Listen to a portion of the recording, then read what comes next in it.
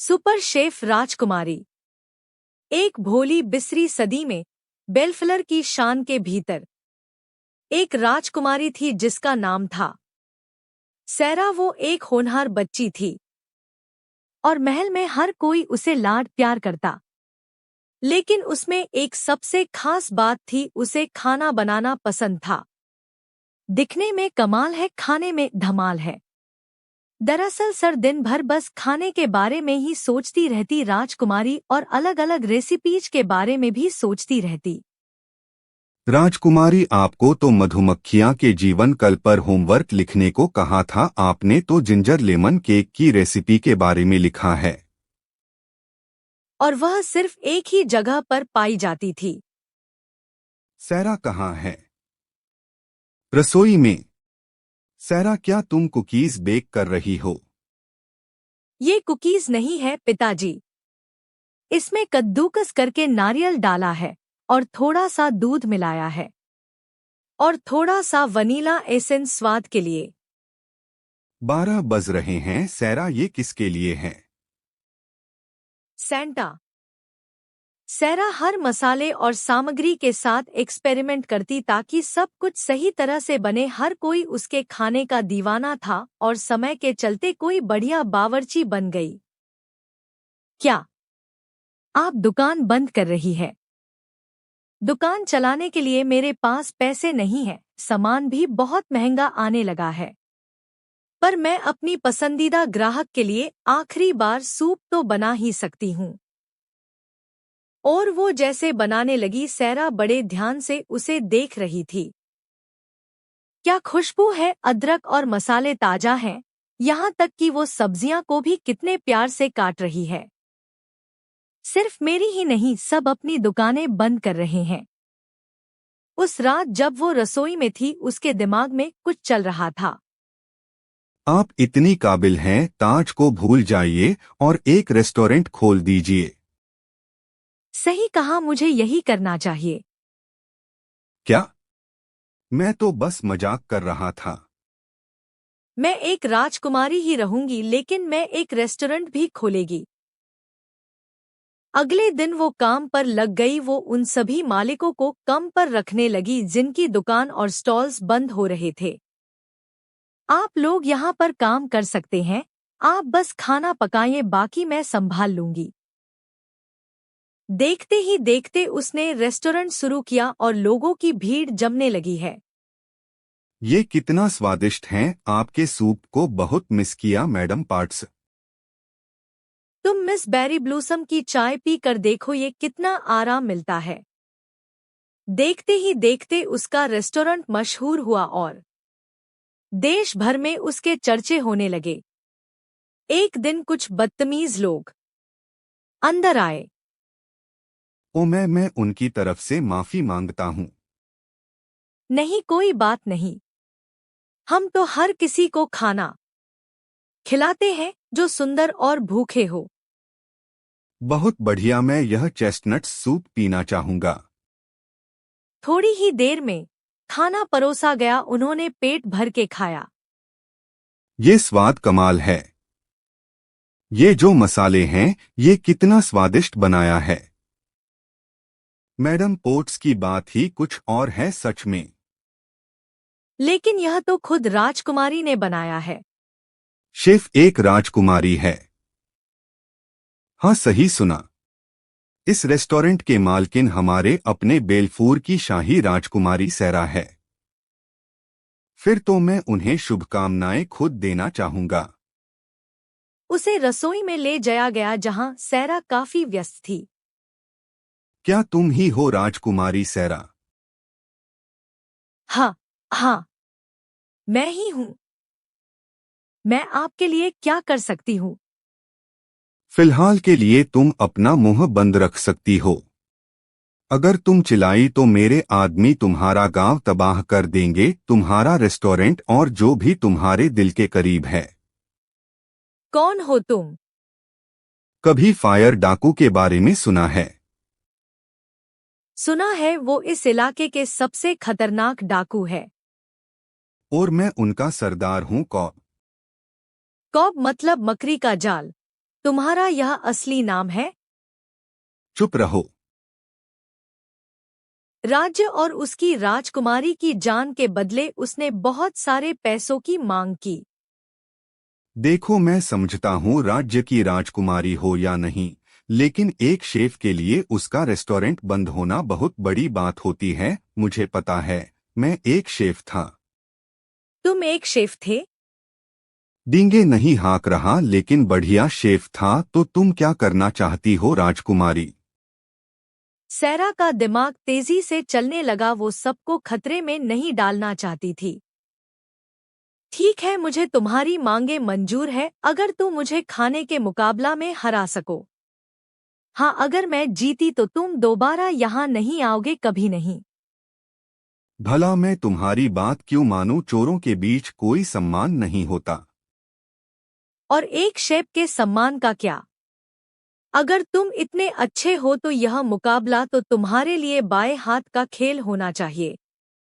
या फिर तुम झूठे हो और तुम्हें एक अंडा तक उबालना नहीं आता। ठीक है, एक खाने का मुकाबला और बात खत्म। लेकिन अगर मैं जीता तो तुम्हारा रेस्टोरेंट, तुम्हारा गांव और तुम्हारा सारा सोना मेरा होगा। अब ना ही राजा और ना ही प्रजा को इस बात का पता था। सैरा किसी को परेशान नहीं करना चाहती थी। वो कई दोनों तक अपने कम को बेहतर बनाने में लगी रही। यह ठीक से क्यों नहीं हो रहा? मुझे जितना है, शायद मुझे एक ब्रेक लेना चाहिए। वो शाम को सैर पर निकली और उसे कौन मिला? वो झील किनारे आराम कर रहा था। अरे राजकुमारी, आप हार मानने आई हो क्या? तुम्हारे सपने में? क्या ये तुम्हारी सब्जियां हैं? ओहा, और इन्हें मेरे अलावा कोई नहीं देख सकता। आंखों से ज्यादा तुम्हें अपने हाथों पर भरोसा होना चाहिए। हाथ भी मेरा और जीत भी मेरी। ओ रहने दो। जब तुम हारोगे मैं तुम्हें अपने हाथों से चेस्टनट सूप बनाकर पिलाऊंगी। मैडम पॉट्स ने बताया था तुम्हें बहुत पसंद है। तुम्हारा सूप वैसा ही है जैसा मेरी माँ बनती थी। उन्हें खाना बनाना पसंद था, इसीलिए मैंने भी सीखा। देश भर में मेरा नाम काफी मशहूर था। लेकिन एक दिन एक क्रिटिक ने मुझसे बदला लिया और मेरा नाम मिट्टी में मिला दिया। मेरा असली नाम कॉब नहीं बल्कि है क्रेसवोटर। शेफ क्रेसवोटर? तुम्हारे बारे में तो सुना है। तुम्हारी रेसिपीज तो कमाल की है। उसके बाद मेरे साथ कोई काम नहीं करना चाहता था। उसके बाद चीजें बहुत बदल गई थीं। इसीलिए मैंने दूसरा काम शुरू कर दिया। अब मैं जाता हूँ, मुझे मुकाबले की तैयारी करनी है। सैरा ने कभी सोचा भी नहीं था कि कॉब की इतनी दुख भारी कहानी है। लोग कितने अजीब हैं, मुझे भी अपने राज्य को बचाना है। अगला दिन। मुकाबले का दिन आ गया। मैंने दुनिया भर के शेफ से सीखा है, मुझे हराना नामुमकिन है। देखते हैं क्या होता है। मुकाबला शुरू हुआ। जैसे ही मुकाबला शुरू हुए कॉब ने झांक कर देखा। लगता है यह कोई बहुत ही मामूली सा पकवान बना रही हैं। आखिर में समय समाप्त हुए। चीजों को बराबर रखने के लिए जजेज को बताया नहीं गया कि कौन सा पकवान किस शेफ ने बनाया है। पहले पकवान में तीखे नूडल्स थे और उसमें नारियल का दूध मिलाया गया। जजेज ने उसे चखा। जो अगला पकवान था उसमें बीन्स थे और उसे टमाटर की सॉस में पकाया गया था। ये तो बहुत बढ़िया है। हम पेट भर के खा लेने के बाद नतीजा का समय गया। सैरा यही सोच रहा थी कि क्या उसका पकवान इतना बढ़िया रहेगा कि उसका राज्य बचाया जा सके। दोनों पकवान कमाल के थे। हालांकि जो बीन्स और टमाटर वाला स्वादिष्ट पकवान था, उसने तो हम सबका दिल जीत लिया। क्या नहीं? सैरा बहुत खुश हुई। वो बाकी लोगों के साथ नाचने लगी। उसके पकवान ने मुकाबला जीत लिया था। लेकिन कॉब बहुत गुस्सा हुआ। वो राजकुमारी पर चिल्लाया। यह कैसे हो सकता है? मैंने देखा कि तुमने बीन्स और टमाटर के अलावा और कुछ इस्तेमाल नहीं किया। टमाटर तो सिर्फ टमाटर है, तुमने धोखा दिया है। मेरे पकवान में सबसे बढ़िया सामग्री थी और इस वजह से मैं देश भर में मशहूर हूँ।